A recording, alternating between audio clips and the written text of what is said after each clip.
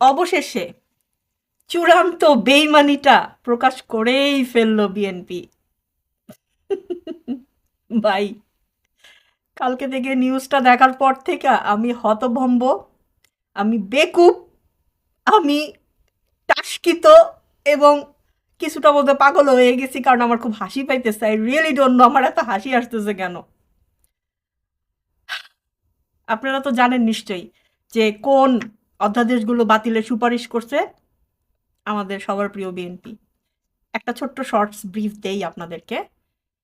গণভোট সহ অন্তর্বর্তী সরকারের জারি করা ১১ অধ্যাদেশ বাতিলের সুপারিশ। তো এখানে ১০টার কথা আমি পাইছি। সেটা হচ্ছে ১ নম্বরে আছে গুম প্রতিরোধ ও প্রতিকার অধ্যাদেশ, গণভোট অধ্যাদেশ, পুলিশ কমিশন অধ্যাদেশ, সুপ্রিম কোর্ট সচিবালয় অধ্যাদেশ, দুর্নীতি দমন কমিশন সংশোধন অধ্যাদেশ, সুপ্রিম কোর্টের বিচারক নিয়োগ অধ্যাদেশ, তথ্য অধিকার সংশোধন অধ্যাদেশ, মাইক্রোফাইন্যান্স ব্যাংক অধ্যাদেশ, ব্যাংক রেজুলেশন অধ্যাদেশ, জাতীয় মানবাধিকার কমিশন অধ্যাদেশ।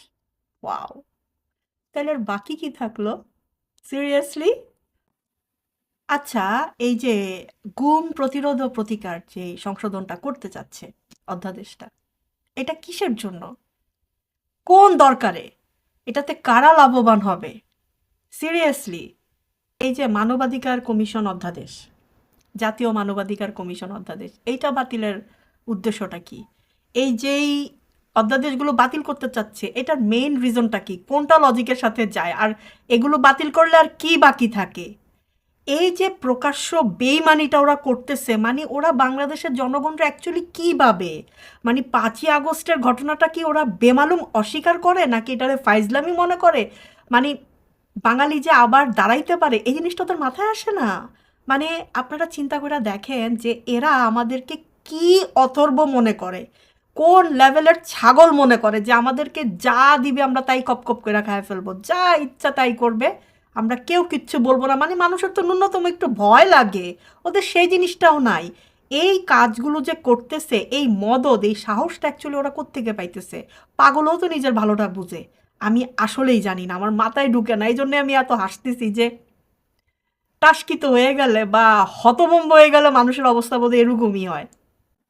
ভাইরে, খুব আফসোস লাগে, জানেন কেন?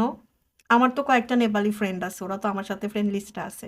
সো ওরা যা দেখে ওইসব আবার চলে আসে আমার ফিডে।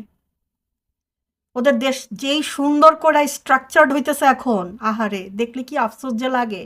গতকালকে দেখলাম স্বরাষ্ট্রমন্ত্রী পুরা লিস্ট করে বিগত সরকারের যেসব দুর্নীতিবাজ ছিল এগুলোরে ধরতেছে, ওটার মধ্যে প্রধানমন্ত্রীর নামও আছে, সাবেক প্রধানমন্ত্রী।